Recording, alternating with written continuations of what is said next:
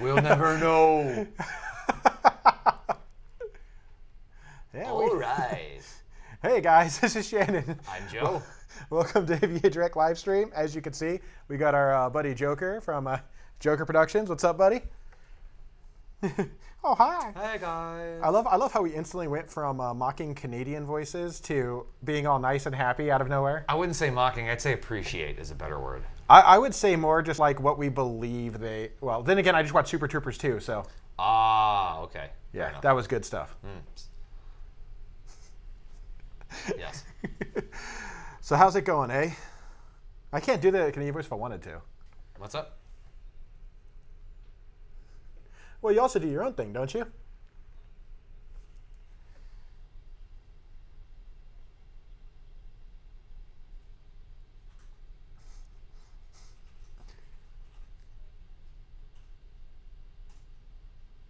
I'm sure.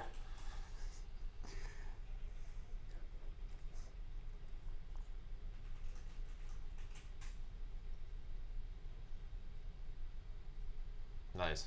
Okay, give me one sec. So we're doing a few technical things trying to get everything set up here, guys. So give me one sec. Can't hear Joker, so can't hear him on the stream, or can't... I can hear you. This is intentional. We're going to play a game out of this, and we're just going to try to mime words and sentences to each other and figure out what we're all saying. That's what I'm going to check.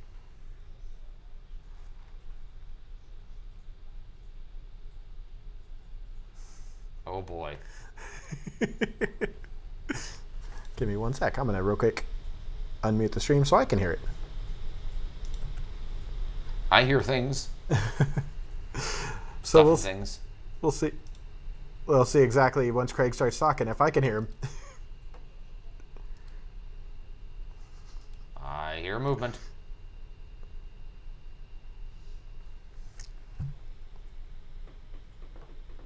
Yeah, I'm definitely not hearing him, so that's going to be unfortunate if we can't get that repaired here pretty quick. I can hear you through talking to us, but unfortunately, we're working on fixing a small technical difficulty to correct that.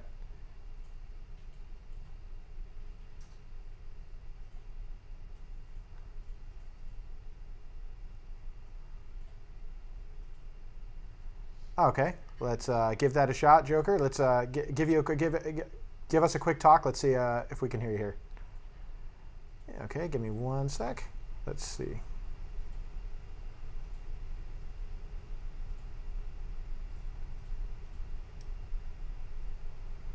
Okay, give me 1 sec. We will we'll be right back, folks. We got to fix something real quick. Try muting on Skype. Let's see if it'll work.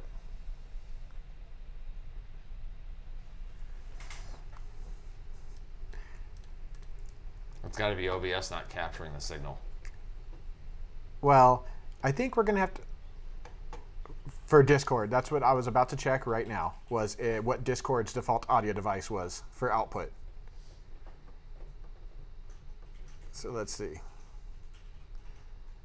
Oh boy.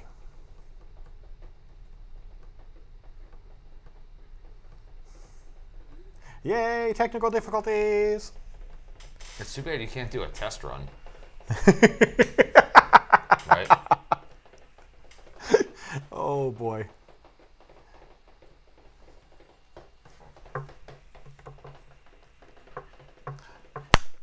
Hey Brooke, can you check on the gear icon to the bottom right of your Discord? There we go. Now down. Down. The gear icon to the right.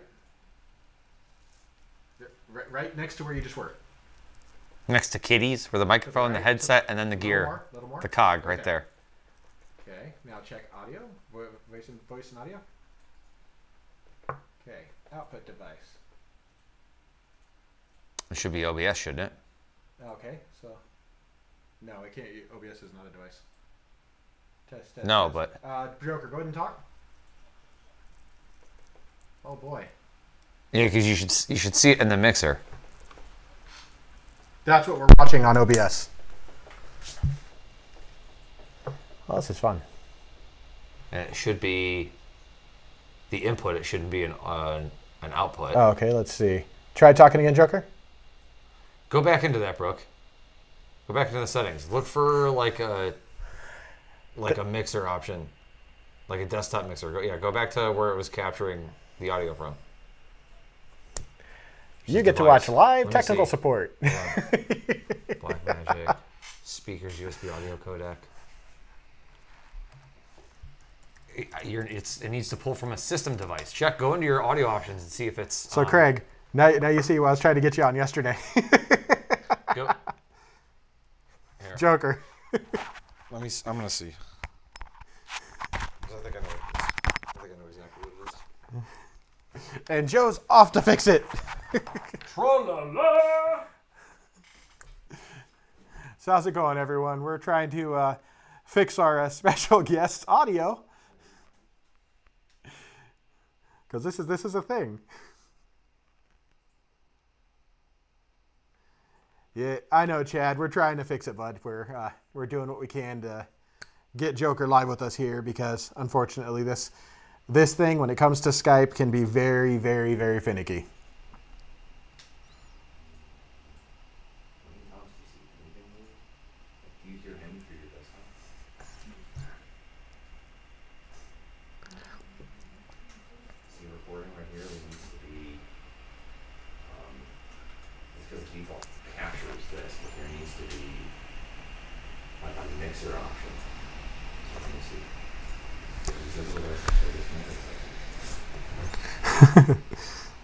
Because you need to be able to relay what this is getting from him and bring it to OBS. So you can't just say like speakers.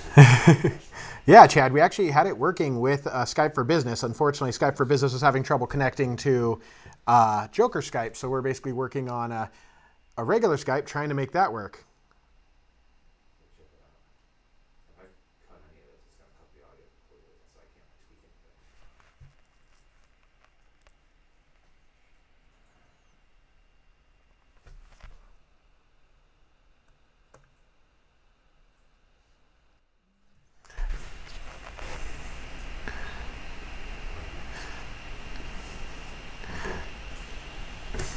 God, I'd love to talk to you about some of these topics right now, Craig, but it's just, or joke. I'm so used to talking to you personally. This is killing me.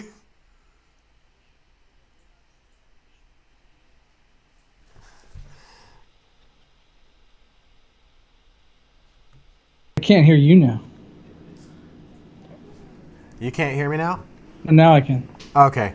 I think we might have fixed you being able to talk.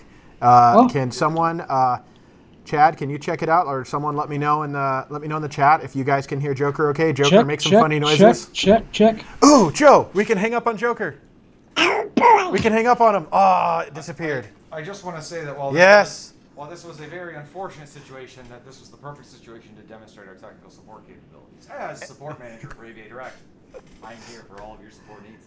All the plugs, all the plugs, all the plugs. Yes, I've sold out. Yes, I've come. Success. So, guys, let's start this over. 100%.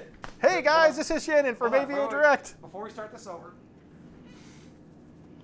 hello, everybody. We have had AVADirect live stream. And I'm Shannon. And the very first 10 minutes were technical support. And this guy is. I'm Joker. What's good? He's like, what's good? Joe, that's not at all creepy. This is the perfect hairstyle for a Friday. Yeah, and if we look like creepy news anchors, it's because we have to hear Joker through an earpiece so that we don't echo back on you guys. No, it's because they are creepy news anchors. Don't now Joe's mic isn't on. No, don't say this. Please, no. Please, did I disconnect something? Is that what I did? Did you do the thing, Joe? No. It's all through the mixer. No, you're good. You're good. She said it's good. Ugh. Okay, so Chad's going deaf on us. Sorry, Chad. Oh, muted when you walked away. Okay. All right, guys. So after some small technical difficulties, we want to get back to some of the cool stuff we get to talk about this week. So there is a lot of them, and we thought it'd be a great opportunity, and Joker reached out about joining us to talk about a few things. So the great part about this is, while Joe and myself may be bound by NDA on things we know, Joker is free to speculate as he pleases because he runs his own tech YouTube. If you're not familiar with him, please look up Joker Productions. He's an awesome guy. He's looked at a few of our systems. I feel like it's a really cool relationship because Joker's a really good guy. So we figured he would be a great fit on joining us on this live stream. And if everything goes as planned, we'll definitely be having him on here in the future. Yes, and thank you for joining us, Joker. Oh, yeah, definitely. Thanks for having me on, guys. Appreciate it. Pleasure. Always love talking the latest tech news. Right. You could tell who's the Canadian here because Joe's like, thank you, and I'm like, just Joker's on with us, yay! The more the merrier is all I say, in the right situations. I love how I'm not even thanking him. I'm just like, he's on with us. Deal with it. It's okay. You know, we're a balancing act. That's all. Okay, I can hear him. Okay, there it is. Awesome. Okay, so the first thing we kind of wanted to bring up was and this is kind of a fun one because we've had a small discussion off camera for this, but AMD is claimed to have the most stable graphics driver in the industry. Stable. Now, what stable means, I mean, obviously, they're saying that on their 12-day test, burn-in test, that total overall test passing, 93% success rate for AMD, while NVIDIA only saw 82% success rate. Well, those are some pretty big figure differences, don't you think? Well, it's company QA Consultants, independent third-party test firm, tested 12 GPUs from both AMD and NVIDIA. And I think Joker brought up some really good holes, so I'd like him to kind of jump into. How do you feel about this as far as looking at this from an outside scope beyond, us having partnerships, stuff like that, how do you feel about this whole claim? Well, it's definitely a bold claim, and obviously when you see something like this, you kind of want to look at all the angles, and the one that jumped out to me immediately is in the second paragraph of the story. It says that this whole testing run was commissioned by AMD, which means AMD hired QA consultants to run this test. No. Now, I don't think that is, I don't think it's making the test invalid for the test that they ran. But I think it's a possibility they could have selected the test, which could have been cherry-picked. Perhaps they know their hardware performs better in this specific test versus NVIDIA, so maybe they selected it. I don't know how transparent QA Consultants is being about everything, so I just think we need more information to know how valid this is, or someone can go ahead and take these GPUs and test it themselves. Sure. Now, that's where I'm going to play a little bit of a devil's advocate here, because QA Consultants, I did do a little digging on them, and they are actually, their core business is basically qualification testing. So therefore, performance metrics, things like that. So my question would be, as a company, I mean, I don't care how much money AMD shakes at them. Do you really think they would, as a company, sacrifice their credibility just to give AMD a shot in the arm for their drivers? Well, when you think of it from that angle, I mean. Yeah, I mean, it's definitely unlikely that they would want to. And in that sense, I would say that it would seem unlikely that they would lie about the results. But I still think in my back of my mind there's a possibility that AMD could have said, we want to commission you to run tests on these graphics cards with this test. Which, you know, but they could have known prior to that giving them the cards, they could have known that it runs better on the hardware lab kit from Microsoft Windows, which is what they use to verify drivers and stuff like that before they're approved for hardware. Sure. And that makes sense because also, in essence, what you're saying is they possibly cherry-picked the testing scenarios and the cards compared to make sure they possibly had an advantage. Seems like a hell of a coincidence. Unless AMD just said, hey, we want you to test, you know, any of our cards versus any of these cards. You pick the games, you know, any scenario you want to test, and then let us know the results. Then that could have been, you know, a fair test if that was 100% transparent and we knew all of the test parameters going into it and everything was even. But, you know, they very likely could have cherry-picked the test. We just don't know. Sure. What's up, Kevin, by the way? And Kevin Hello. and other Kevin Tinnen, because apparently we have a lot of Kevins in here. So many Kevins. He said, I know firsthand if you play different style games on multi-monitor, AMD works better better over NVIDIA. And he's not wrong. It really depends on the application, depends on the game, depends on optimizations. And just to make this clear for everyone, these are the cards they tested. Is from NVIDIA side on driver 39764 is a P5000, P4000, and P600 from the professional line. And on the gaming line, 1080 Ti, 1060, 6 gig, and a 1050. From AMD side, driver was 1851, which, correct me if I'm wrong, isn't that the Adrenaline driver?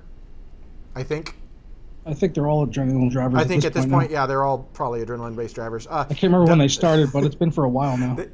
It's been a little bit. It's been a long while.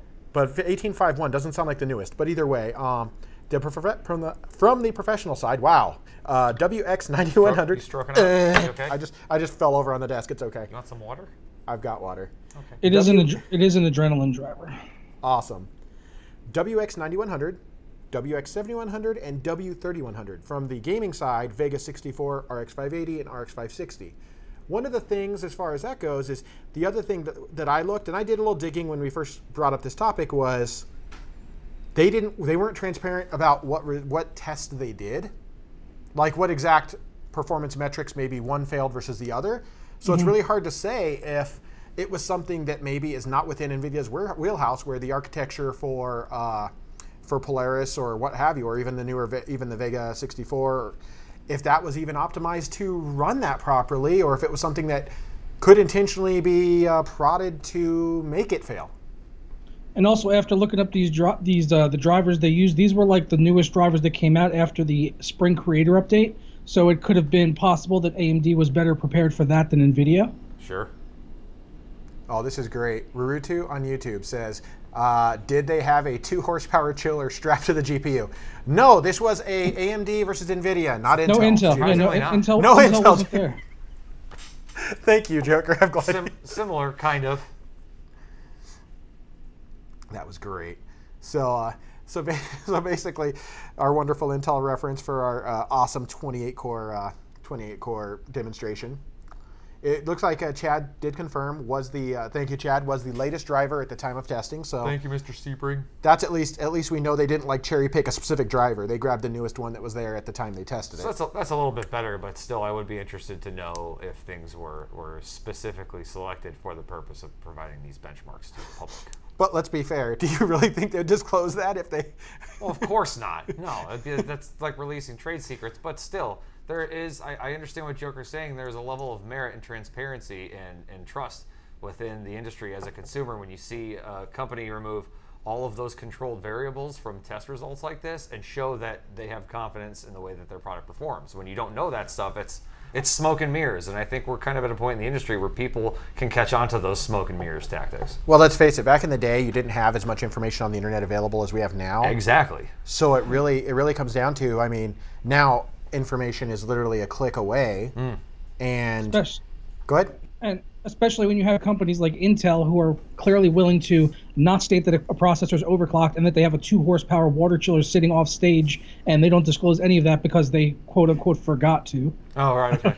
Sure. That was actually a fun press release. We covered that. What was that? A few weeks ago now, Joe, where we're talking about They literally were like, yeah, we forgot to tell people it was overclocked. How do you... I mean, that would kind of make sense when you apparently have a CEO that kind of forgets that you shouldn't have relationships with your employees. Just saying. Wow. That is very true. That's poor BK, man. He's getting hit hard for this one. That's gonna be great. I'm not gonna say another word on that statement. So we basically, I feel like some of this is really comes. Oh boy, probably should get back in that chat. Discord kicked me out. Double derp. I was like, I can't hear myself. Okay, so that being said, I think that maybe they have a really good driver. I don't know. I haven't used an AMD card in a little bit. Joker, you could probably speak a little more fluently to have the drivers improved to such a level where you feel they're even on par with NVIDIA's? I mean, I really don't have a problem with either one of them at this point.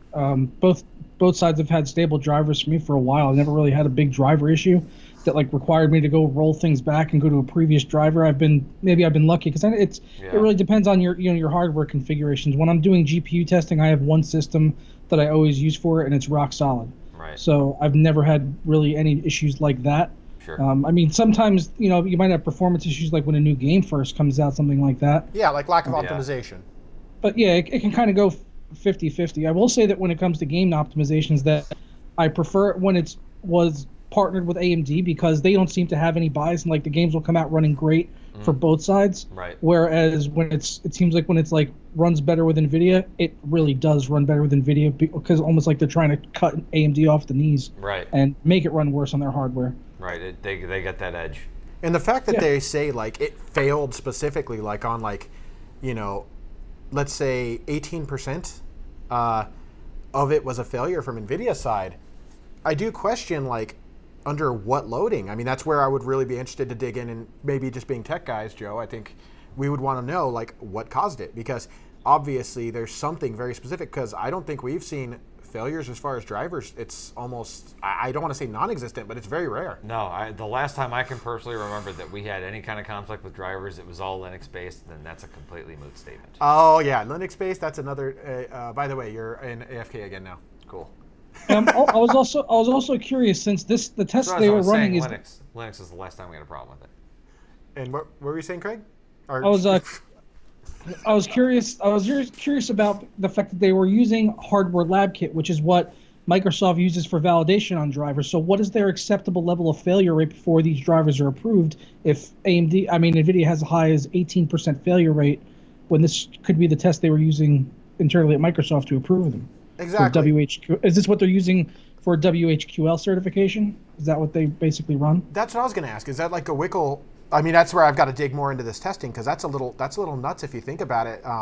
If they are truly testing this in that way and it's failing that hard, I would think, I mean, anything above like 4%, I would say would probably be a point where you'd say, okay, this driver needs to be worked on because it's failing on basic operations. Yep. Because let's face it, Microsoft is not the most in-depth when it comes to testing things, so in my opinion. But you don't believe the Microsoft certified seal?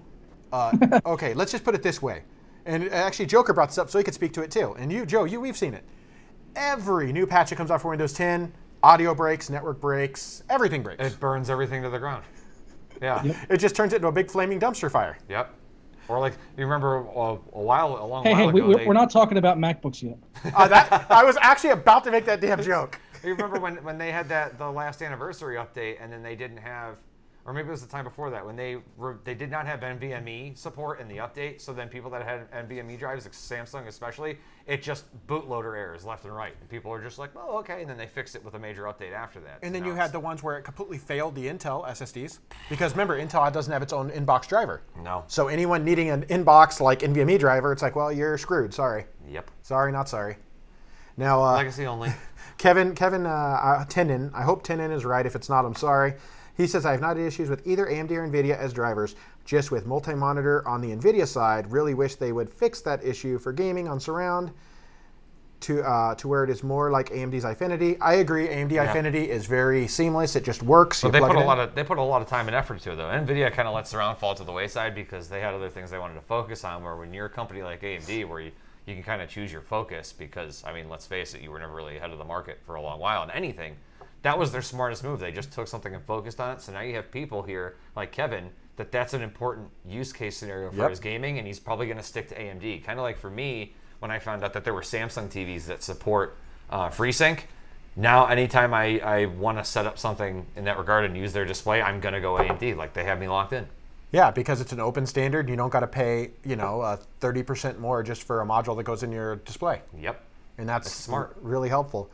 Now, speaking of like flaming dumpster fires, AMD Threadripper, and I don't want to, I actually shouldn't say that because it's actually really bad, but AMD Threadripper TDP will likely require a new motherboard model to support overclocking.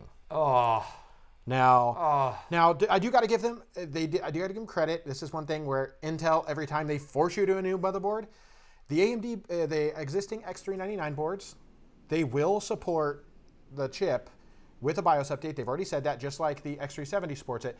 But you do lose some feature set. It just happens to be that they have a 32 core that the theoretical or proposed 250 watt TDP, which sounds insane, and it makes me really wonder how Cooler Master made a air cooler that would support that. Because if you remember, the last time we saw over 200 watt TDP on a consumer chip, it was the FX9590, and that was literally a flaming dumpster fire. Right. Well, on that statement, the Cooler Master, they have the manpower, Shannon. Yeah, we met, what was it, like 15 BDMs for cooling when we were there? Yeah, 5 product managers for thermal cooling and performance. 5. Hey, Joker, we're not kidding. We literally had these guys coming and handing us like business cards, right? And we're at their suite, and these guys just kept coming, and we kept looking at each business card, and I'm like, it's like a respectful thing. You look at it, read their title, and I'm like, business development manager, cooling. Another one, business development manager, cooling. I'm like, finally, we need to just look at each other like, how many do they have? I think this at is one insane. point, I think at one point I turned to leave to like check out the other booths and like got stopped by a dude like, hey, I'm thermal cooling manager too. I'm like, all right, thanks. So, I noticed on a couple of the X470 boards that they had additional power connectors for the CPU as well. Yeah. So I was like wondering if they're really using the extra power to kind of push the higher clock speeds going to the second gen Ryzen stuff. I mean, so we could be seeing the same kind of thing here as well. Sure. Because I had I think it was the MSI X470 board, and it needed 2 8-pin EPS. Oh, yeah, I have seen some of those, and it's, I think the thing is they're giving you the more amperage headroom so that you can push. Now the problem you have is X399, the boards already had dual 8-pins. Right.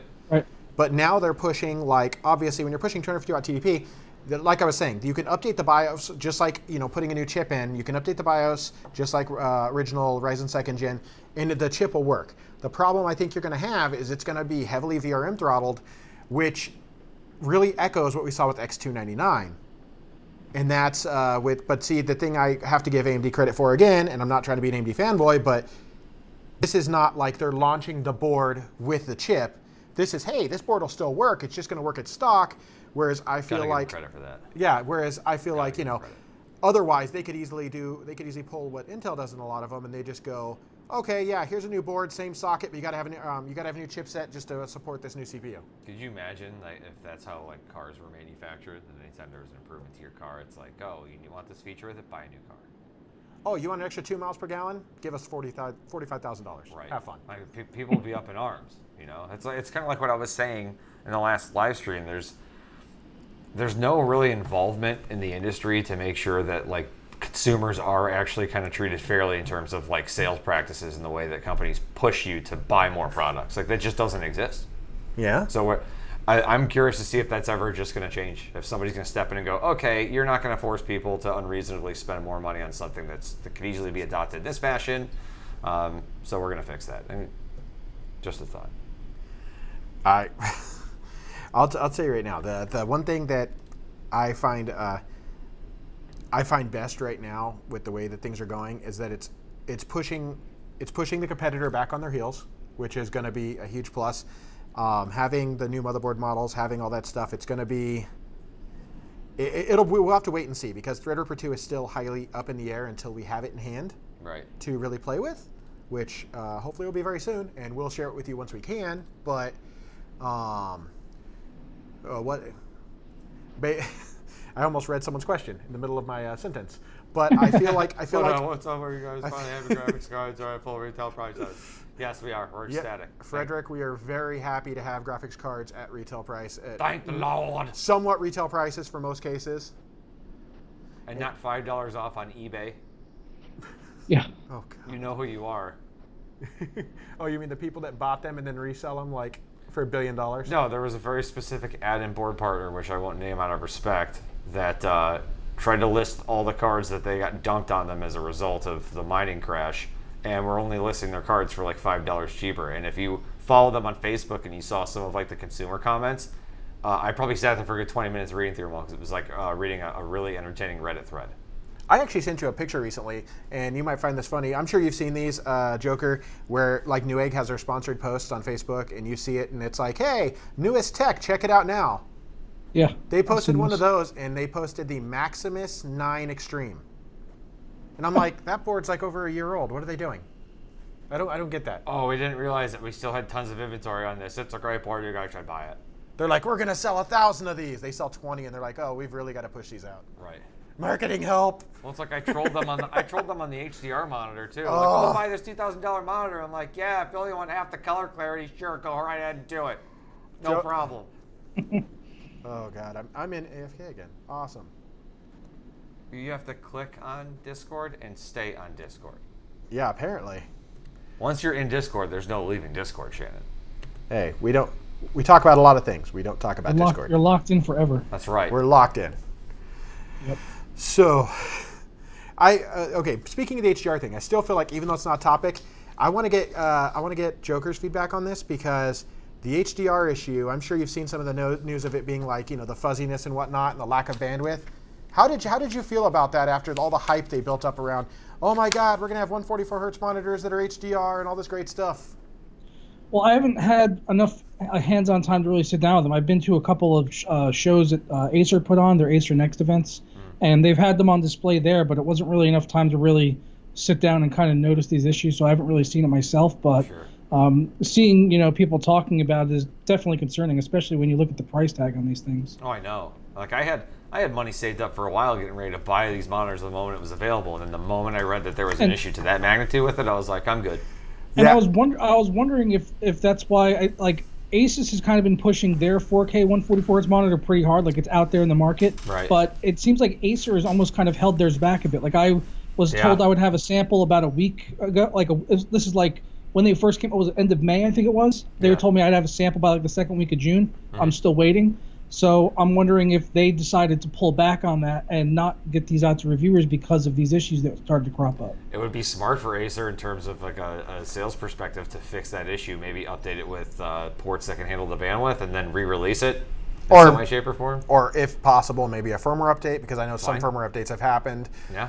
The problem with that is me having an Acer monitor. I can tell you there was an Acer X34 update, and you know what their solution is? What's that? It's not user updatable. Oh, okay. So you have to ship your monitor somewhere and hope it comes back safe just to get an update. I mean, at least they're trying. And somebody else, I read through the threads and people were complaining about the HDR problem. Somebody had a good point that the way that they could band-aid it is if they come up with a firmware update and they do what they used to do with 4K monitors to achieve 60 hertz, and you just use 2 display ports. And that's a big band-aid, but at least then you're giving people what they want without having to have a sense of buyer's remorse that they dropped $2,000 for a monitor that can't do what they were marketed and sold to do. You know? It's kind of one of those situations where you're almost better off waiting for the second generation. The same thing happened with 1440p 144 hertz. Like the first Asus one that was a TN was like the worst panel I've ever seen in my life. Yeah. And then the second generation came around. PG27Q. Yep, it was the worst monitor I've ever seen. Like they had like this anti-glare coating on the thing that if you looked, just looking center, if I like shifted my eyes left or right, it would just turn yellow. It was like it was awful. It looked like a dog peed on snow. I can confirm that. It was horrible. Man, worst panel I've ever seen. That drive me nuts. And I made a video about it, and like people gave me so much crap, like saying, "Oh, you don't know what you're talking about. This monitor's great." I was like, "No, you just don't want to admit to your buyer's remorse because you spent so much money on the thing, and you can't deal with the fact that it looks like garbage." Let's face it, dude. If you bought one, for $1,200 or whatever, you would definitely be kind of trying to stand behind that purchase. I did buy. I bought one and I sent it back to Newegg, and then they sent me a replacement one, and it had like 5 dead pixels. So I just said, "Give me back a full refund." The whole process took like 6 weeks, And then I went up going up to Micro Center and getting the Acer XB270HU, and I never looked back. I was like, this is way better, way better. I bought an older ViewSonic G-Sync 27-inch monitor like 4 months ago, and Micro Center on a sale for like $500 because they were trying to get rid of the things. I didn't expect really much out of that thing, but that thing is a pretty decent monitor for being ViewSonic. Like, they're not a leader in G-Sync monitors in any way, shape, or form, but it's not bad. My only complaint with G-Sync monitors that I will say, and it's because of the limitation of panels I can use, is there's no glossy options for like better color clarity like IPS monitors can do. It's my only complaint, but that's another reason why I was excited about the HDR monitors. I thought I'd get the best of both worlds, but I didn't. Now, one thing Rurudu brought up was he said the games have to support HDR to see it. With a question, like he was asking, like, do the games have to support it? And absolutely they do. Yeah. If they do not support HDR, it'll basically be in the graphics options like anything else, and if you don't have HDR, it'll be grayed out. I mean, a decent amount of games have HDR options now. I've noticed. Or they're being updated to have them. Because I'm pretty sure I kicked off Far Cry 5, and I think it had one. I think it had HDR option. Wolfenstein 2 has it now. Battlefield 1, Far Cry 5, Assassin's Creed Origins, the Mass Effect Andromeda. Nice. Those are some of the main ones I could think of. So the one thing talking about HDR, the one thing that's really annoyed me so much with HDR is the pseudo fake HDR monitors that say they are HDR. Meanwhile, they only have a peak brightness of like 300 nits and they're 8-bit color, only achieving 10-bit through dithering. I'm just like, well, then why call it that when it's not? And see, that's the same thing kind of what we were talking about with these new monitors, where literally the fix for it, you turn it down from 144 to 120 hertz, and then it has enough bandwidth that'll support full HDR, 444 chroma, completely fine. I'd be fine with that, honestly. I mean, it really wouldn't bother me that much if I got one, if I had to do 120 hertz, because I can't really tell the difference between 120 and 144. Like 60 and 120, yes, absolutely, but especially on 4K, man. Yeah. If you're talking 4K, what graphics option on most games are you going to be running that'll run 144 hertz fairly consistently that you would actually see that difference? I feel like. Sorry, go ahead. No, you're fine. I was just going to say, I feel like they would have been better off initially just being honest about it and noticing the problem early on and just advertising as 4K 120 hertz monitors. I really don't think anyone would have complained about that. I almost went like this because of the way you were pointing. Well, and what I was going to say is that I get 140 frames per second in PUBG when I'm in the sky. Yeah, I get it like when I'm staring at a wall. Yeah. And we have Titan XPs. I see the point, and it's this whole reason. That's why I kind of decided I wanted to wait to see what was going to happen with the big format gaming displays, but now that I see that there's this challenge with the 27-inch monitors, I don't think it's going to be any better for 65-inch screens. I love that you left your hair that way, just putting that out there. Well, because we restarted. We literally had to restart. Thanks, Alex. New show. I also couldn't see myself spending $2,000 on a 27-inch 4K monitor. It's got to be at least 32 inches for me. Well, I'm hoping my wife isn't watching this live stream because then I'm definitely never getting a monitor at that price point. Well, the thing is, at 27-inch, a 4K monitor, we talked about this before, Joe. Anything under like 32 inches on a 4K monitor just doesn't make sense. No, it doesn't. And that's kind of my struggle too. I mean, 2K, I've tried to look at the differences between 4K and 2K on a 27-inch monitor, and it's just such a small, unnoticeable difference unless like there's a lot of tessellation and fine-grained tessellation, then you can tell. You could see it in like some games, like I could notice it in Rainbow Six Siege with the Ultra HD texture pack, and other games that have Ultra HD texture packs. I'll see like looking at like the ground and stuff, it'll be like super fine. Like no matter how close you get to it, it'll never get blurry. Right. But that's like really it. And then and then outside of games, you have the whole issue with display scaling, which is awful, you got squint at 100% scaling or scale it up, and then you never know if it's going to work or not in a certain application. Right. What are you giggling about, Shannon? Oh, just people posting. What's up, Ian? Ian, I love you too, buddy. I can't even. This is great. Okay, so, wow. So we kind of jumped off of this, but I feel like this is actually a good one. This is something you might we kind of talked about as well. I know last week we mentioned Intel was potentially killing off the Extreme Edition designation. But update, they supposedly are not. You said that Intel would kill the Extreme Edition branding. That was a lie. Well, they spoke to PC Gamer, and they said, and this is I'm going to read the quote verbatim. There is no change to the branding of the Intel Core Extreme processor and Intel Core X series processor family. Now, mind you, they're saying there is no change, not that there will not be. Exactly. They choose their words wisely. So if anyone who's wise enough to look at that and go and pull a little bit from that. The lines. Yeah, we get it, Intel. So basically, base and falls, X299, it's secure. We know that obviously Extreme Edition is not going to disappear, but you really got to wonder. I mean, yes, it's been around a long time. It's kind of a staple of it, but can they really? I guess they still could call any chip Extreme if they really wanted to, but maybe they're trying to pivot it to a new marketing initiative because Extreme simply doesn't mean anything, since Extreme Edition used to be overclockable and everything else wasn't. Now everything's overclockable. Maybe they'll drop the E and become more edgy as a result. Oh boy. Please don't be like the bro dude, like snowboard companies. Bro dude Intel. Extreme. Bro. I mean, I just look at the X series as their way of differentiating themselves from consumer to high-end desktop. It's kind of like their Threadripper, you know? Yeah. It's just kind of the way of differentiating that from X399 or whatever. God, they need to stop naming motherboards the same thing, because I don't even remember what's Intel or AMD anymore. They need to stop using. They need to stop using similar chipset designations. Holy crap! Yes, that is the worst. And really the one to blame here is AMD, because it's AMD doing it. Because Intel was using Intel was using them before, and AMD came along and was like, well, we're wanting to compete with Intel, so we're going to just make ourselves sound exactly the same. Hey, you know what? Numbers work, man. Think about this. They could have done the opposite. You have X299. What's better than X299? X399. Yeah, but now I'm confused because now when Intel comes out with their X399, which I don't even know if they have already because I can't remember because it's that confusing. Like, I don't know which one is on which generation now. So wait, you don't like having an X299 board that possibly has a dual channel memory or quad channel memory, depending on what CPU you buy? CPU you buy? And, wow, that was, I think I had another stroke. This is a circumstance where something like the GeForce Partner Program could have helped, but with chipset designations only. Oh, that is such a tough subject. We have beaten the hell out of it at this point. I only gag because he's actually not wrong. No, I know.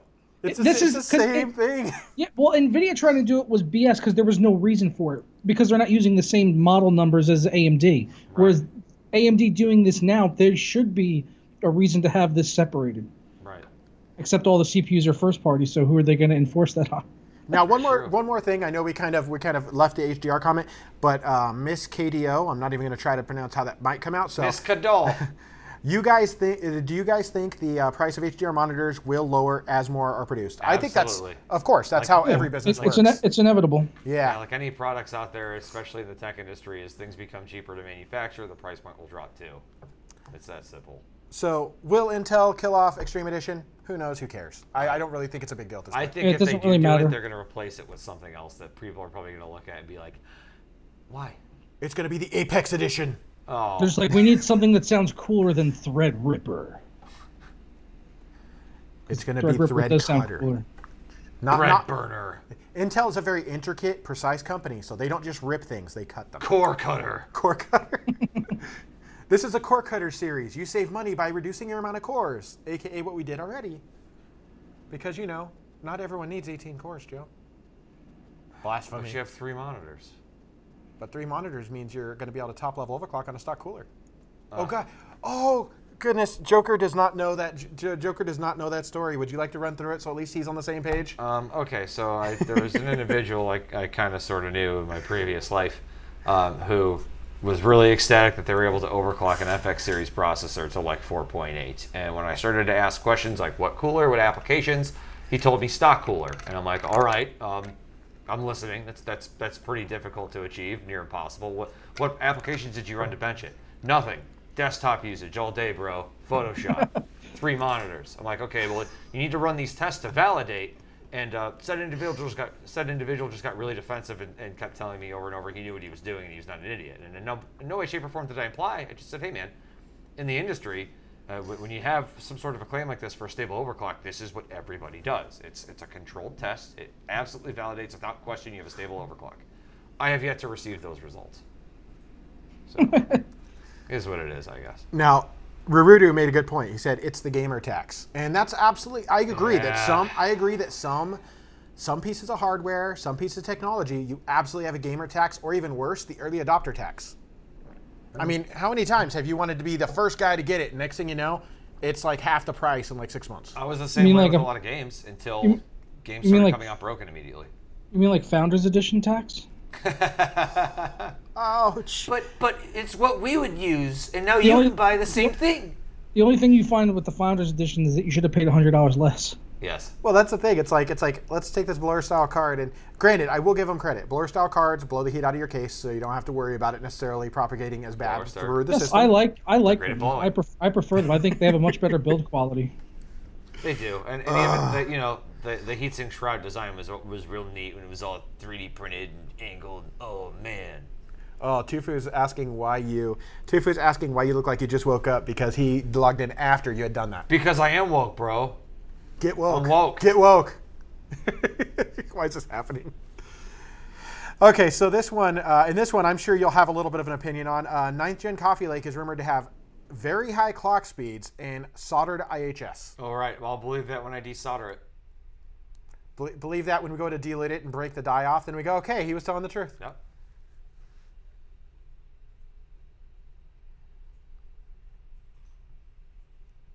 Which we shouldn't have had to do to begin with. Yeah, that never should have been a thing. I got to question, why did it ever happen? Like, why did you ever look at this? I mean, that's telling me, like, someone in that validation team didn't take it and go, because I can tell you very well that Intel does have an internal team that overclocks, beats the hell out of them, figures out what they do. Right. At what point did they take this and go, wow, we got 5 gigahertz on this. It's 95 degrees, but it's okay. Yep. I mean, someone had to have looked at that and said, we could pop the top off this and it goes way cooler. There was a major oversight, or it was intentional for a specific goal that we will probably never know about. And how crazy would it be if that they fixed the heat issue by having soldered die cooling, but then it presents a different issue in their design in some way, shape, or form, and it's an issue that we cannot, as consumers or enthusiasts, fix ourselves. I'm calling it now. I just want to say this on the record that if that happens, I would not be surprised. Now the big question comes when X299 inherently refreshes, which has been rumored for a while.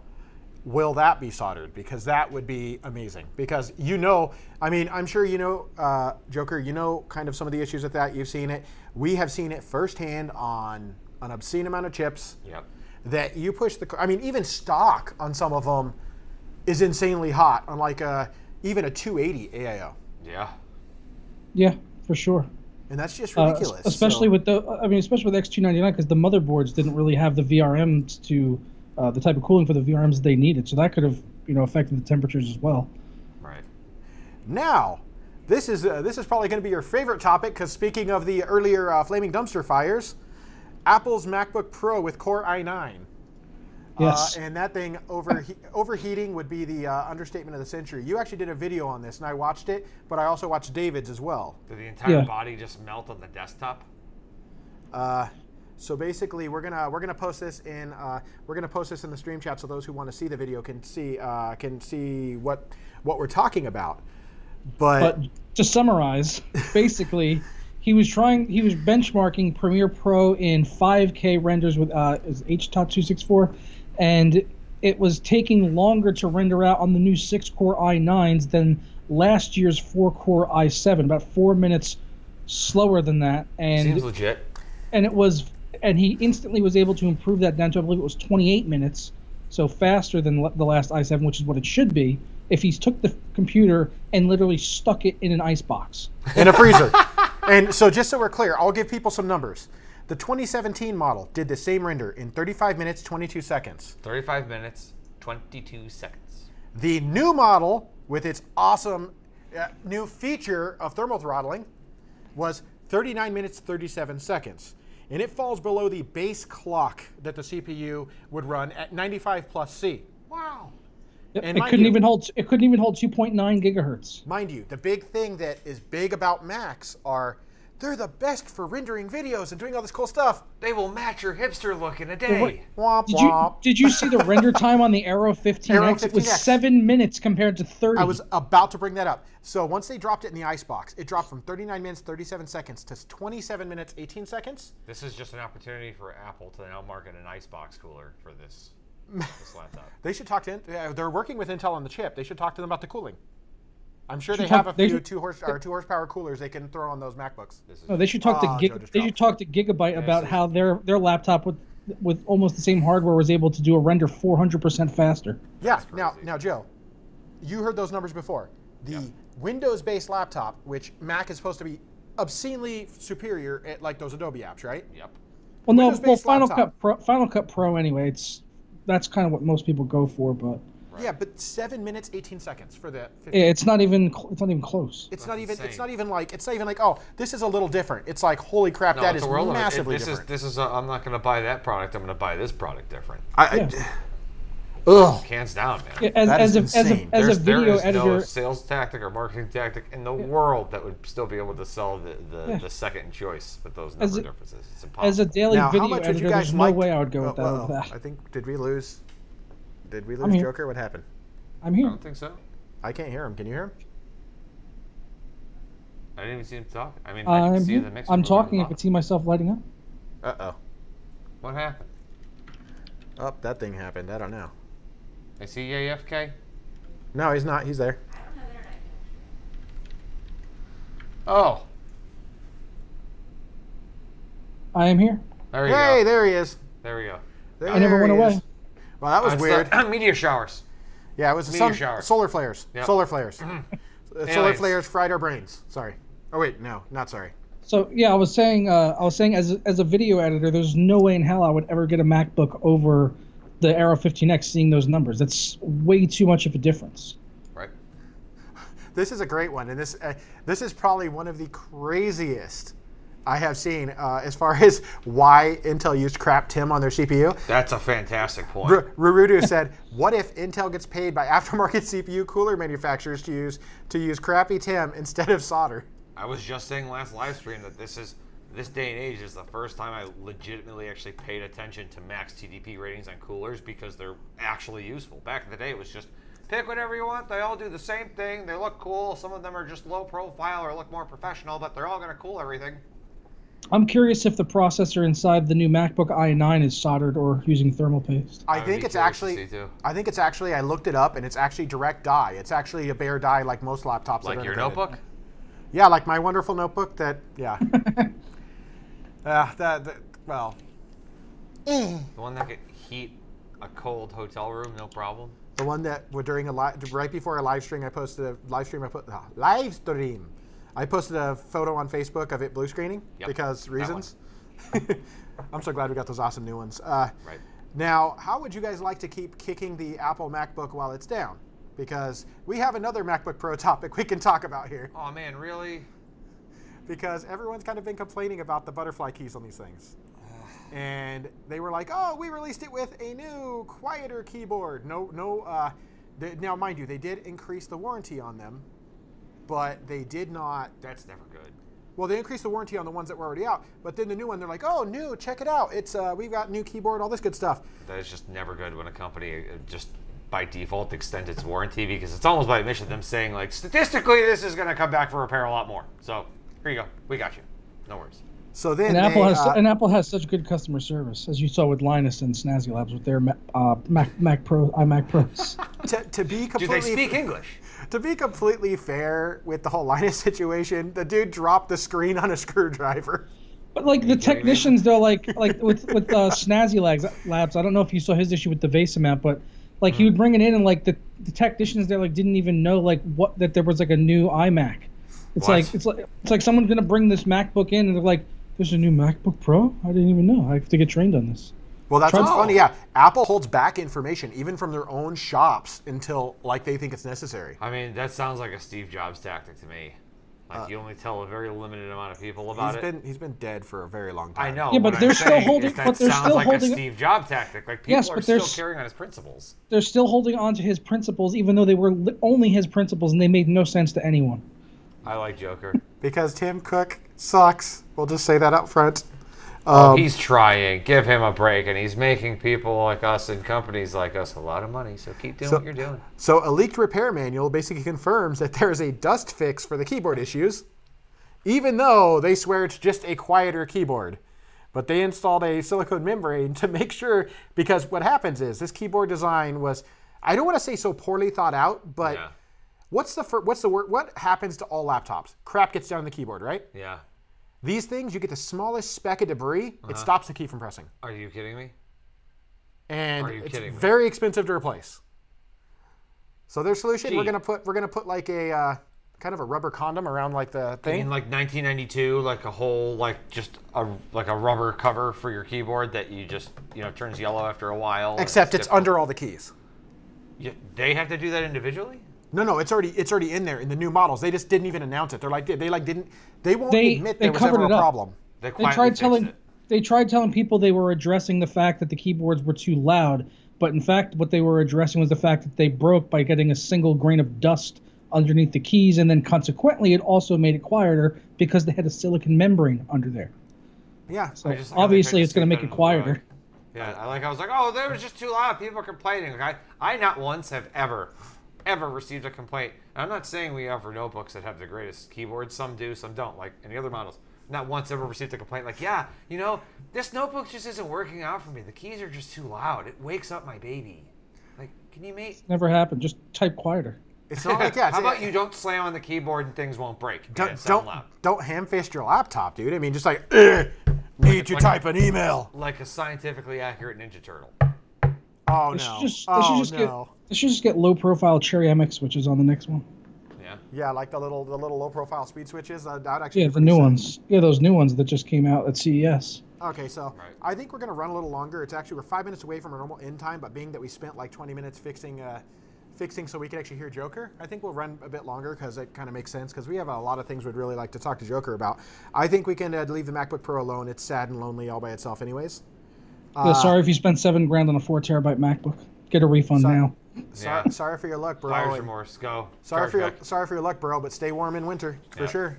Go buy 2 Aero 15Xs and then you can game on one while it's rendering out the video in 7 minutes on the other. And still have $2,000 left. Yeah. Buy yourself a nice HDR monitor. So this one's interesting because it kind of is pushing toward something we are hoping to see because we've been hoping to see since, I don't know, 4 or 5 months ago, Joe? But the dawn of time. TSMC, Taiwan Semiconductor Manufacturing Company, is forecasting an excellent Q4 based on the fact that they had a pretty crappy Q1, Q2 because of their because of their inability to make new products, so to speak, with the existing issues and the obviously the whole mining boom kind of dropping off. I mean, when you have suppliers taking back 300,000 quantities of a product because of stuff and things, what do you expect? So they are saying that they're going to get some really good shot in the arm, some really good fiscal performance coming in Q3, Q4 based on new iPhone, some Huawei. Oh God, I'm going to butcher that Chinese name. Huawei Mate Pro. All of their 7-nanometer processes are being focused on the new iPhone integrated chipset. My brain just melted. And and the new NVIDIA GTX GPUs, which I'm extremely happy to hear about if we actually see them sometime. If they release them, and if they don't charge them, charge for the high-end X80 cards at over Titan prices. And I'm really praying that doesn't happen because I've seen the prices creep up, and I think you've probably seen the same thing, Joker, where every iteration the prices just keep kind of jumping up. The bar of entry keeps raising because they're realizing people will buy it. So it's kind of there'd be nothing we could do. It's kind of like collector's edition games and stuff like that. They're literally just seeing how far they can push that bar before they get kickback. And thus far, all the early adopters keep getting screwed for that because they're paying, I'm scared that like the next series of cards, you could have, $1,500 X80, not even a TI, that could be, basically the replacement. That would be crazy. But I could see it, man. I mean, look at. I can't see them pushing it that much. I mean, it seems like they're pushing it up I see them pushing it up like $100 at a time, but I couldn't see them doubling the launch price. But look at Titan V. That would be way too much. Titan started at $999, and Titan cards, all Titan cards were like $1,000. Then they bumped it up to $1,100. Yep. And now $2,000 for Titan V. And look at memory prices too. When was the last time that you remember paying like $180 for 32 gigs? I can't remember. Oh. Like at launch of DDR4, and that was still pricey at the time. I know, and now it's like $340 for 32 gigs. And you're like, okay, I was joking earlier when I said it was pricey. It's like easily 33% more right now than when DDR4 first came out. When DDR4 first came out, people said it's really expensive, and it was for the time. It's the opposite.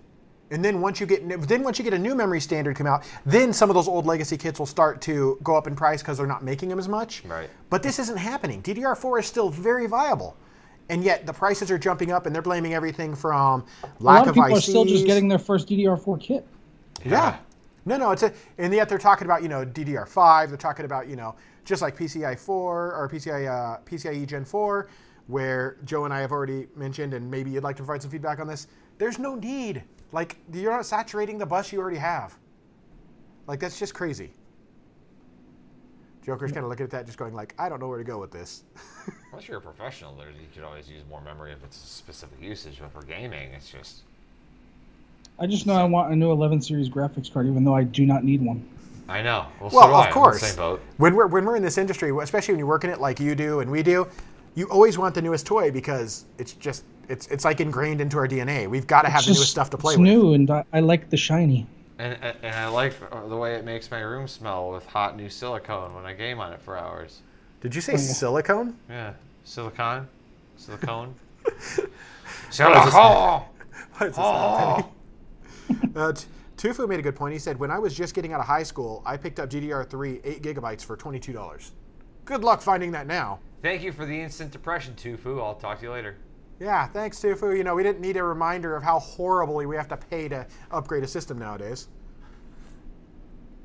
But everything's overpriced. So yeah, RAM's gotten so expensive now that I have mismatched RAM in my editing rig behind me with Ryzen 2700X. And I bet because I didn't have any 32 gig kits. I just had a bunch of 16 gig kits laying around that vendors have sent. So I'm just going to mash these together. And normally that would sound like something that would trigger me, but it's completely understandable. It's like, wow, you had a retention plan, bro. Good job.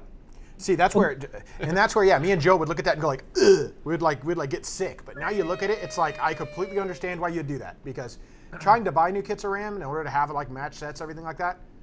I mean, I guess if you want to cut off an arm, maybe you can afford your new RAM kit for like an editing rig, because that's about all you could do. I know, and like back in the day, you remember when especially when like Skylake first came out, they had like Skylake approved power supplies because of the new power saving stuff, and then it was Skylake approved memory, X299 approved memory, or no, it was X99 approved memory. So people are like, all right, I'll rebuy a kit because it's on the QVL and it's known to work and there's no stability problems. Try and do that now. People are like, that's cool. I'll deal with crashing 4 times a week. Like, not a problem. Yeah. We're good. Rather hang on to the memory you have than try to buy a new kit that's certified and pay 5 times as much as you would have before. Right. Now, I'm not sure. Have you heard about VirtualLink, Joker? I have when you sent me the article link yesterday. Okay, there we go. Outed. So this is cool. Well, this is really cool because we do a lot of VR stuff here. And Joe, I'm sure you probably saw this. VirtualLink is an open industry standard utilizing the USB Type-C port. And it's a single, supposedly thus far, it's a single cable that will allow you to connect everything, which to me, since Oculus is on board with this, however, HTC is not thus far, but Oculus is on board with it. And Joe, what does that tell you since you've had to hook up your Oculus? That tells me less cables are more likely that I'll play it more often. And it also tells me that their new sensors are obviously going to have to be light emitters, similar to HTC's, which means you might get much better tracking. I'm not going to get my hopes up. All I can say is that once I decided to get serious about the Oculus setup and wall mount all my sensors and run the cables toward the ceiling and then down to a USB hub that is known to work, then I'm more likely to play it. And explain to people. Undoubtedly, HTC Vive is 10 times easier to set up if you're going to be packing things away and then opening it out of the box every time you want to play. And explain to everyone who doesn't know, how long did it take you before doing that, and why it was a detriment to even use VR at your house? It would take me about 40 minutes from the moment I would pull everything out and set them up to the time that it'd be ready to play. And that's if everything works smoothly, and it was just a matter of following the directions, saying, nope, move your sensor here, no, a little to the left, a little to the left, no, back, or a little to the right. If I had problems with sensors dropping out or with it not being able to recognize the headset every now and then it'd be like an hour and 20 minutes. I felt real bad because I had a buddy over once, and he really wanted to play it. And it was like an hour and 20 minutes. I could not get it to work properly. And he's just like, man, let's just play Mario Kart. I'm like, okay. Yeah, by then you just give up. It's like it's not even worth it anymore. Yeah, but once you do the R&D and you get it facilitated, like it works great and it's awesome. And the thing I love about the Oculus is it's so lightweight, it's easy for you to forget you're wearing the headset. But this USB-C connector is basically it's going to power like 26 watts. It's going to be enough to power everything. Amazing. Feed video. It's going to pass DisplayPort signal. Amazing, man. Everything. I will be an early adopter whatever headset uses that technology. So I think Hands USB. down. I think by USB-C they actually probably mean Thunderbolt 3 because it's the same connector. I think that's probably what they mean because that's what carries like the daisy chainable video, things like that. Right, a lot of boards carry that port now too. Majority of them. Quite a few do. They carry the Intel Thunderbolt. You'll be seeing that a lot more in the coming boards that you see. Like they've been announcing, like they showed at Computex, where they showed a lot more of them with Thunderbolt 3 that'll be coming along, and will definitely make this a lot easier. Right. And I really look forward to that simply because I feel like that's going to be the point where once you make it so not necessarily easy accessible, because a large part of is cost of entry, but beyond that, making it so anyone can plug it in and hopefully set it up really easily means you'll get a lot more adoption through VR, which is what we've been waiting for. Yep. So with that, I'm hoping that future Oculus models, so that Joe will be much happier, will literally be plug and play and be able to work. John Hurst on YouTube says he built his first PC in 2016, and his kit cost 70, I think that's pounds? 70 euros. Pounds. 70 euros. Pounds. Pounds or Euros. euros, yeah. Pounds. Pounds. Pounds. 70 pounds. I'm Fat not or sure. not? Fat or okay, fat or not. I'm not sure what Swamp Thing was saying because it just says fat or not. I'm not sure. VR. Pretty sure it Oh, means VR. VR, fat or not? I don't think it's a fat. I think it's actually, Yeah. especially with the training possibilities with it. I can tell you right now, as somebody that sells enterprise solutions to businesses that are using VR in extremely innovative ways, we worked with the Raymond Corporation to make their VR training simulators. It's not going anywhere. For consumers, for gaming, I could see them thinking it's a fad, but at the end of the day, maybe. let's face it, overall implementation and design has already beaten like 3D. Right. Well, I think it's good that it's going to be getting used more in the professional space right now, because that means the technology will continue to advance, and further on down the road, gamers can come back to it. Because right now it's the accessibility thing, it's price, also the thing with having way too many cables. But some point in the future they might become wireless, and it'll be a lot easier to use and virtually no latency at some point. So once all of those things kind of come together, and there are some killer apps that make you want to have VR, like Half-Life 3 maybe, let's say. Because when you use a VR headset and it's working and the game is optimized right for it, like what was the space game that came out with Oculus Rift? Project Valkyrie? Yes. I tried that at Valkyrie? Eve Valkyrie. Or was Elite Dangerous? No, it was Eve Valkyrie. Yeah. Okay. I tried that at a trade show, and it was like sitting down in a chair using it, but I was just like, wow, I don't even like flight games usually because I have a lot of trouble controlling it on a monitor, but using that was like amazing. It was like I was in space. It's like because I was getting in a dogfight, ship flies overhead, I look up and I can see where he goes now, rather than being limited to a 16:9 monitor or whatever, where I now have to like rotate my entire ship to find this guy. It's like, no, you can literally look up and track him and follow him. Yeah, the hand-eye coordination follows like it would like in your natural everyday life. For me, it was Arizona Sunshine is what hooked me into VR. The moment I played that game, I was like, I need something. That game destroys me. I'm still horrible at it. Dude, I love it. They just added an update recently now where you have two-handed weapons.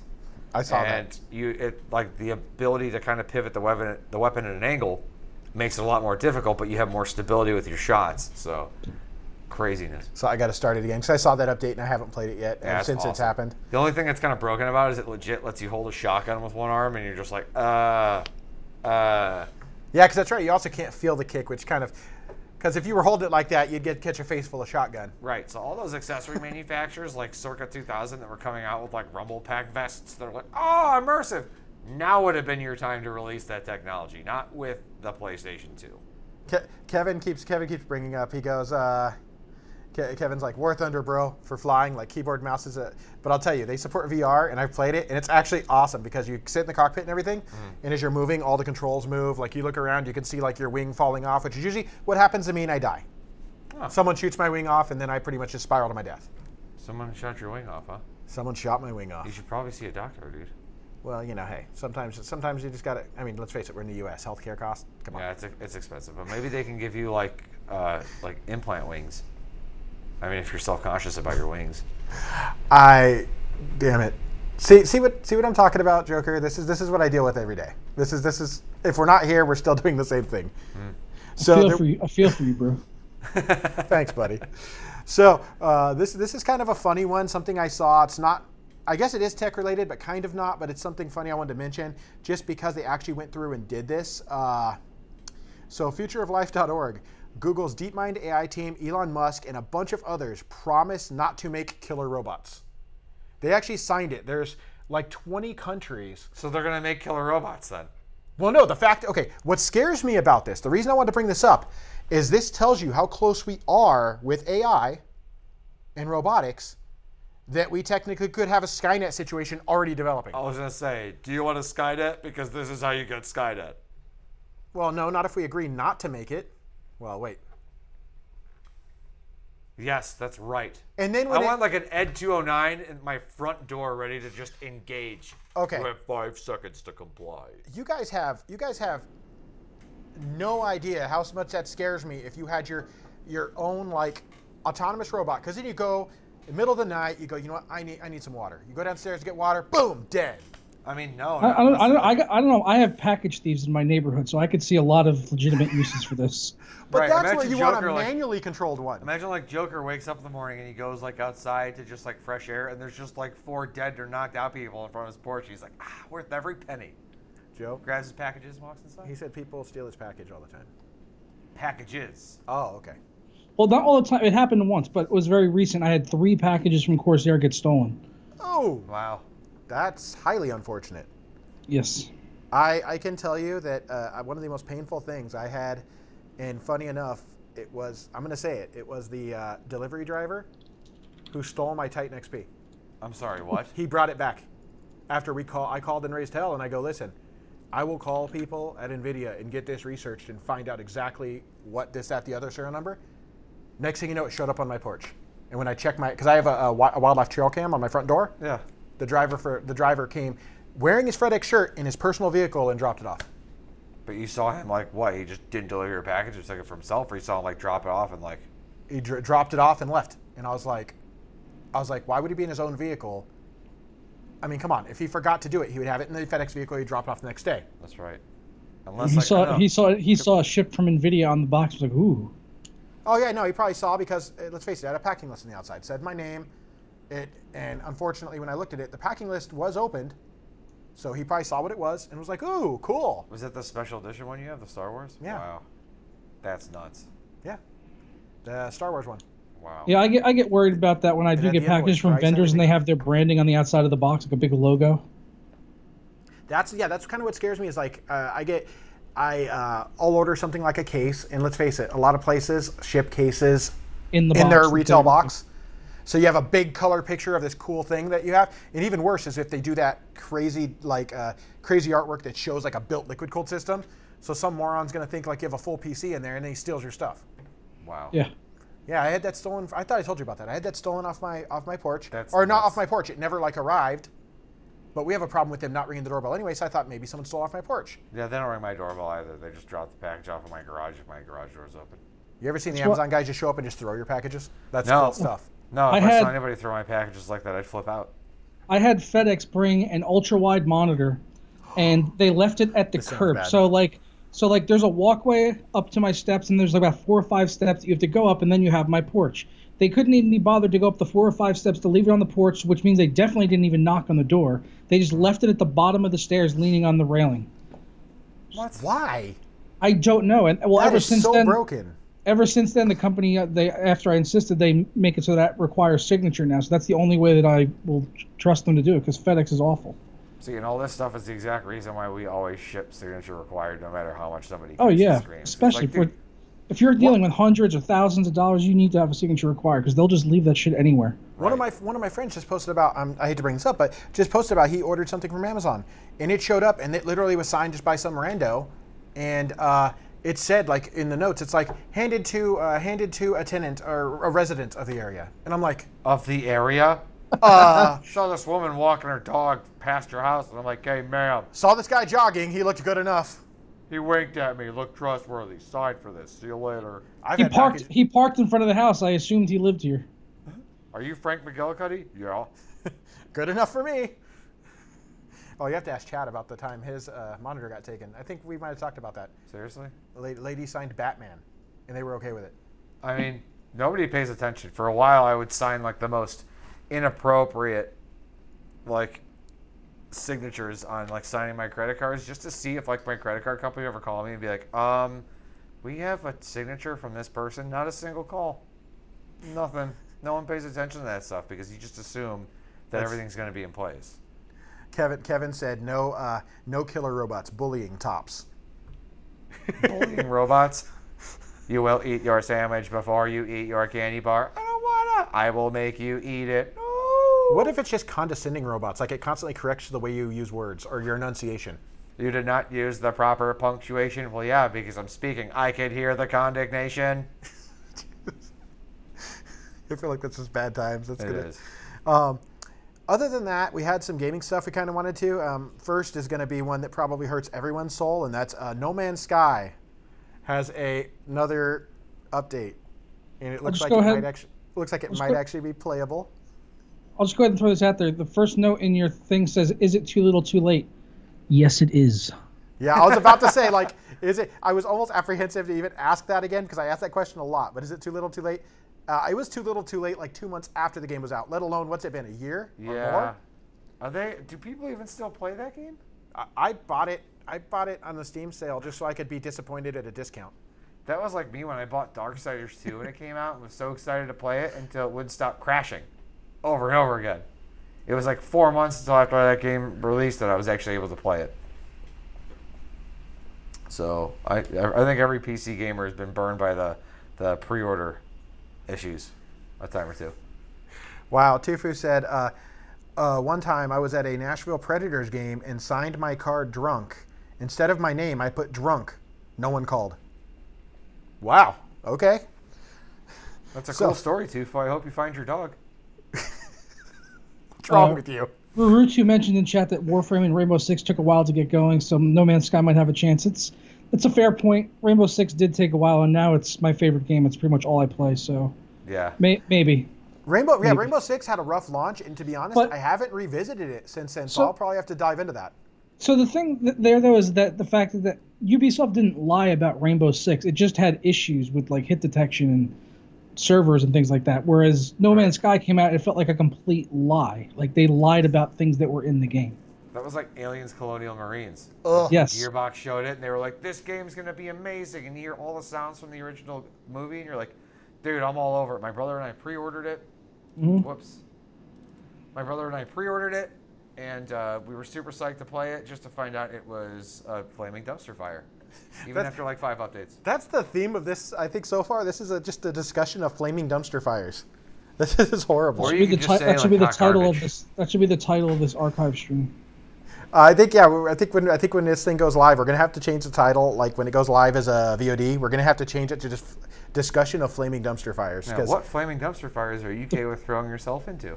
The flaming dumpster fires of tech. The most expensive one, MacBook Pro, with Core i9. By the way, porta potty submarine of tech. I don't like that they have a 6-core chip that they're calling a Core i9. That's kind of weird. Well, it's always odd numbers. i3, i5, i7, i9, i11. But why is it a 6-core i9 when they have an i7 that's 6-core right now that's already Coffee Lake out there? Because Shannon. Because 9 is better than 7. 9. Jeez. 6. 9. And they're both divisible by 3, which means Half-Life 3 is confirmed, obviously. But it's only gonna be supported on Mac and Linux. Please no. Oh God, no. Because then you'll make your laptop throttle. Stop it.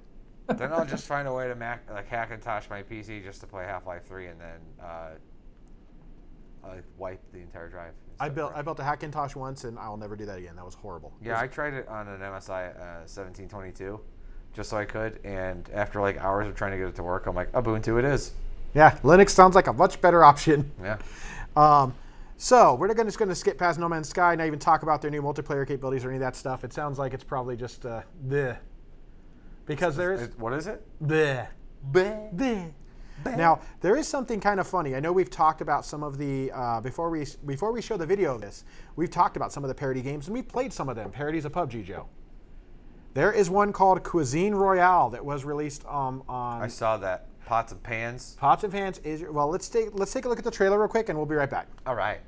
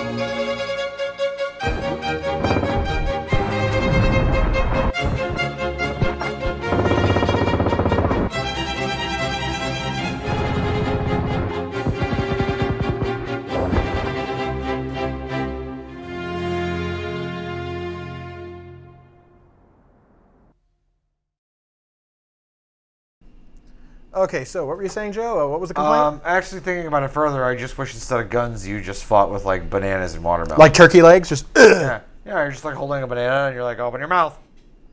I just like that instead of having backpacks, you have like different level grocery bags. Or like, at least then it would make sense to actually ride around on a shopping cart, unlike, other Battle Royale games out there. That's just. Shopping cart might handle better than vehicles in PUBG. You're not wrong. You're definitely not wrong, and the physics can't be nearly as bad. At least I then can't if the imagine. front end tips over a little bit, it doesn't send you flying like 200 meters and then you die when you land. Or before they fixed the bug, when you would slightly tap a motorcycle into another vehicle and it would send off into space. Yep, or you blow up immediately. Yeah. I watched you do that right into a tractor once, wasn't it? You sure did. And I ended up killing our commander-in-chief. Oh, that's a totally different story. That's a different one. Sorry, Alex, really. I meant nothing by it, man. I was not on my game that night. He's watching, and he just like shut off stream. He's like, I'm done. Yeah. When are you going to bring it up? I would, Kev, but the videos did not come through very clear. Kevin's like, why don't you show everyone what I did to the rear of the aircraft carrier on my first landing attempt?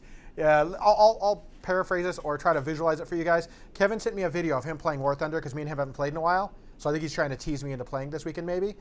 And he's like, hey, check this out. And I see him flying over an aircraft carrier with a pile of just smoldering garbage on the back of an aircraft carrier. I can only assume that used to be him. Please correct me if I'm wrong, Kev. Wow. I do like that, like the loot boxes or refrigerators, because it just keeps a whole theme. But it's funny how all these games came out like April 1st and whatnot, like as jokes, and people are actually embracing them. Like the Totally Accurate Battlegrounds. Don't get me wrong, that game was hot garbage, but we played it.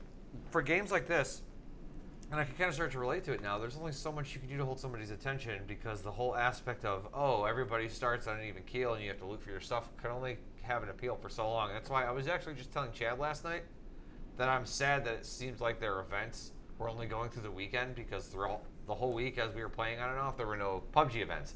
One was just released last night, and it was the 8-person flare gun.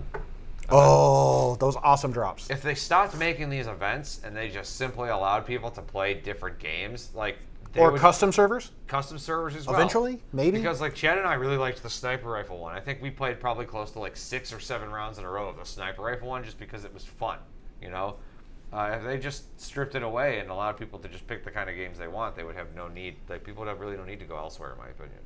I think, and the thing is, they announced that they were going to, they gave it to influencers as far as the capability for doing custom servers. Yeah. I think we're long past the time where we should have access to it. Agreed. So that we can create our own servers and we can have fun and adjust the rules how we want. Pans only, because that would be a nightmare. But that would be awesome. Or smoke grenades and hand grenades. Why smoke grenades? Because then you have the ability to sneak up on somebody and take them out melee style.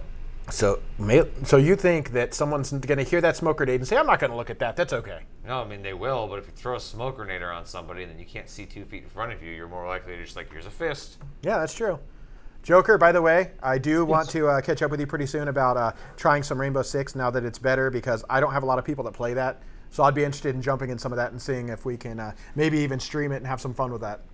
Yeah, for sure. I just last week I did a community stream where I had people jump in and we all played together from my viewer base. So we could definitely maybe do something like that again. That would be awesome. And there is a couple things we want to talk about, AVA news and stuff, just because we are coming up toward the end of the stream here. It's just about 4 o'clock Eastern time. We just launched a video, AVADirect EVGA anniversary build that we're doing. EVGA is on their 19th anniversary. We're building an EVGA themed system, and it's only appropriate that we power it by the anniversary edition 8086K. Yes. And that's what it's actually being built right now that we did all of our videos kind of showing some of the stuff. And it's a whole bunch of EVGA hardware, and we're going to be giving it away to one of you guys as long as you enter the EVGA scavenger hunt. And as long as you're nice to us. You got to be nice. Well, but EVGA is going to be the one shipping it to them, so technically, even if they're rude to us, they could still win it. No. Question, are you guys going to get an old IBM case and modify it to work with the modern components? Because that would be awesome. I thought about it. We've actually talked about doing like an old beige box. Speak to Mr. Marketing over here. And do the thing, but thanks for unveiling it. At the end of the day, we are definitely looking at like what we can do as far as integrating some of that really classic hardware to make something really cool. Nice. And if I Beige could box with a somehow- monitor on top of it. It's got to not just be a beige box. It's got to be what used to be white, and it has to be like yellowed from like the constant use.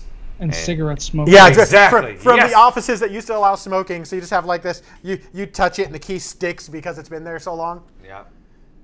and your finger sticks to the key because it's so gross. I'll never forget a conversation I had with somebody that was blown away at the fact when I told them that their power supply probably died because their entire PC smelled like an ashtray.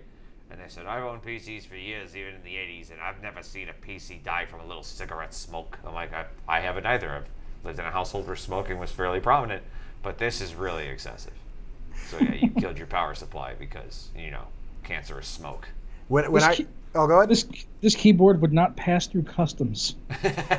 I will tell you, I used to work at a very popular graphics card manufacturer, and some of the cards we would get back for RMA where the fan was seized because it was so full of like sticky. this.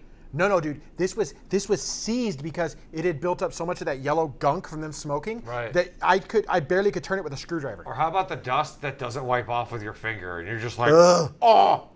The worst was the one we called the Roach card. Oh no. It was a 295 dual PCB, the one that was sandwich card. We opened the box, and roaches run everywhere, and cockroaches. And I'm like, nope, I'm out. Yeah. I have no part in this. At least they weren't spiders. This is I true. had an ant get trapped under a monitor screen once. Oh no. Oh no, so it's behind the panel? It's still there actually. So he was there. So he was there walking. He was there walking around underneath the panel, like moving. I'm like, are you serious? And I squished him, and he's still there. It's not like a monitor I was like planning to use a lot, but I still have it, and he's in the corner. As a result, I can never resell it. Like, how do you list that on eBay? 27-inch 1440p monitor has ant in it. Or mummified ant. Then it's more like a relic. Special edition. Special edition. Ant edition. How often do you get monitors with ants? Ant-Man edition, and then get Marvel to like sponsor it. Joe, you almost missed what is this, a monitor for ants? You missed. Sorry. Or is this an ant for monitors? Oh no, Joe just died. Joe's gone. Joe's gone. It's all over. It's a monitor for ants. I love that I'm leaving my pointer on Discord, yet it kicks me out. I would feel bad even. I would feel bad even if I tried to do a giveaway with that monitor. It would be insulting. I just don't know what to do with it, but I can't bring myself to get rid of it because it's still a very good working monitor. I'm sure at that point. That ant is now part of the family. Yes, and yes, Kevin Lewis, we will be doing giveaways for our viewers, so stay tuned. Giveaways for our viewers, yes. For your viewers, yes. I'm just gonna fall over, Dad. Just quit. I'm out. I apparently can't keep my head Felicia. straight. Why don't you show everyone what I did to the rear of the aircraft carrier? Yeah, that's Kevin. Giveaways. Can you pop off the bezel to get to the panel and clean it off? That's a good question. Have you looked at that? I suppose it's possible. I just don't care enough about the monitor to be bothered. AKA Joker's like, I'm too lazy to do this. Screw that. I do the same thing. I'd be like, I would. It's cool. I would too. It's a Korean 1440p monitor. I'm never going to use it. So it's like one of those QNX ones? It's Atron Vision, which actually in my review I basically told people like this is a rebranded QNX. Okay. It was overclockable to 120 hertz, although it had frame skipping at anything above 93. Ooh. So it's really a 93 hertz monitor. 93 hertz monitor with horrible input lag. Awesome. Yes. And an ants inside of it. Maybe that's even more rare. It's like it's like a Korean ant. Possibly. No, I'm pretty sure it was here because my previous house where I lived, we had a terrible ant problem. Our house was our entire block. We talked to the neighbors. We're like, yeah, it's like we live on an anthill. Can't get rid of it. Ooh. Like I would be sitting there doing live streams, and I would kill like 60 ants in the span of a few minutes. I'm not even exaggerating. I'd be like killing it one at a time. Boom, boom, boom, boom, boom. Wow. You should come to Ohio. We don't have massive amounts of ants, but the ants we have are like ginormous. Right, and where a lot of people legitimately believe you can buy an electronic device that emits some sort of a signal that makes insects go crazy and they'll leave you alone. And when I lived in Florida, I had terrible cockroaches because everyone down there has them. I saw this gigantic ant, and I'm like, what the hell is that thing? And it's like, oh, it's an ant. I'm like, that's like Hulk ant. And then I found out there's a lot of them. Actually, it was just a spider that looks like an ant. No, stop it. Stop it. Ugh. So does that mean you don't like Spider-Man? I like Spider-Man. I don't like the spider that bit him. Well, that's contradictory. Spider-Man's a man who happens to have spider-like abilities. But it still has to do with spiders. Craig, help. Or Joker, help. Or someone help. cat's out of the Shannon, bag. Brooke, someone help. Yeah, that's what I'm Please. saying. Like, is it really the fact that you don't like spiders, or you just don't like the way they look? So does that mean you care for the spider's personality? Because that's pretty shallow. I don't know if I've ever met a spider with a good personality because I've never been around them long enough to know. What about like Charlotte's Web? Yeah, he wouldn't even like befriend. She'd be like, "Hello, Shannon." Ah! And like, oh, like, No, end of the story. it'd be like, "Hello, I'm your friend." Smashed. Sorry, not sorry. Wouldn't get that. It wouldn't even get that far. And then I'd cook up the pig, make some bacon. The pig would go into like a downward spiral because it has no friends and develop a drinking problem, and then it wouldn't gain any weight as a result of the drinking problem, and then it just becomes somebody's shoes. It's like, hey Wilbur, can you spell bacon? 'Cause that's what we're about to be. Bacon bits. Oh no. I like bacon. Bacon's good on everything. Can you spell Oscar Mayer? What does that mean? Oh, don't worry, you'll figure it out later. That's my name, and you're packaging. All right, guys. I hope you had fun. It is 4 o'clock Eastern. We went a bit over because, someone actually said, I got to say this. Someone said the Wasp monitor. No. Yeah, Ant and the Wasp. No. Yes. Oh. Ugh. All right, guys. Thank you very much for joining us, Thank Joker. you for watching. Joker, thank you for joining us. Thank you very much for joining us. If you had fun, I would really enjoy having you on again whenever you have time. We can always go through all the fun little topics and basically humiliate all the different manufacturers that we decide we don't like their stuff or the stupid crap they're doing. Right, and you need to let us know where you got that shirt because it's pretty dope. Yeah. I designed it. I sell it on my shirt shop. Oh, okay. Well, I'll be a purchase. You need to link that over to me here pretty soon, bud. I will send you over a link. All right. What do you think, Joe? Should we make AVA great again just to troll him? No. We'll just wear that while he wears his AMD great shirt. No, what it should be is it should just be like a half of a Trump speech. I think. AMD. It's gonna be huge. AMD, it's gonna be huge. The new processors. It's gonna be huge. Believe me, okay? Trust me. Trust me, it's gonna be the best. Always the best. All right. Hey guys. Build a wall. And we're gonna make Intel pay for it. Believe me, they're gonna pay for it. All right, guys. Thank you very much for joining us. Yes. Join us next week, 2:30 on Fridays. We will make sure we don't have the same kind of audio issues to start off with. No, now that we figured it out, and with in-house tech support, you can't go wrong. With Joe's tech support help, you can never go wrong. Thank you, guys. See you next week, and probably doing some gaming sometime next week. And let us know what game you want to see us play so that if it's anything including spiders, I will say no. Just saying. No, it's gonna be spiders. There's No. nothing you can do about it. Take care, guys. And Have a nice weekend. we will see you soon. Bye. See you guys. Later.